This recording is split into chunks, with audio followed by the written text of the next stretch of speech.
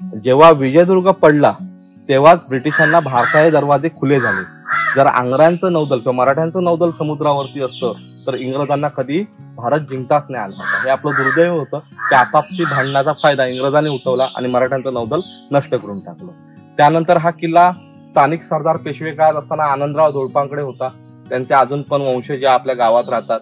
पुढे 1818ला इंग्रजांनी परत या किल्ल्यावरती स्वारी केली आणि हा परत किल्ला जिंकून घेतला. आता आपण बघतोय आपल्या सगळ्या वास्तू पडलेल्या आपल्याला दिसत आहेत. छत नाहीयेत, छप्पर नाहीयेत.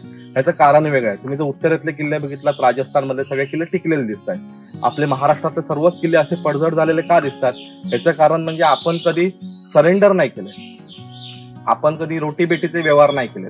अगदी उत्तरेत गेलात तर महाराणा प्रताप, राणी दुर्गावती, राजा जयमल सिंग राठोड हे काही राजपूत सोडल्यास बाकीच्याने अकबरासमोर सरेंडर केले.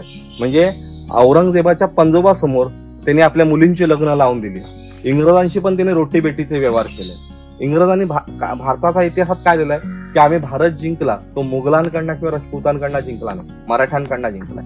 आणि मराठ्यांचा जीव त्यांच्या गड किल्ल्यांच्यात होता. जर गड किल्ले शाबूत राहतील तर त्यांना शिवाजी महाराजांची प्रेरणा भेटत राहणार आणि ते सतत आमच्या विरुद्ध युद्ध करत राहणार. म्हणून त्यांनी 1818 नंतर मराठ्यांचे किल्ले जिंकले, लुटले आणि जाळून फोडून टाकले. म्हणून तुम्हाला आपल्या किल्ल्यांची दुरावस्था अशी दिसते. तुम्हाला छतबित हे सगळे लाकडी कौलारू असल्यामुळे हे सगळे जळून गेले, पण दगडी छत मात्र अजून पण आपल्या किल्ल्यावरती चांगले टिकलेले दिसत आहेत.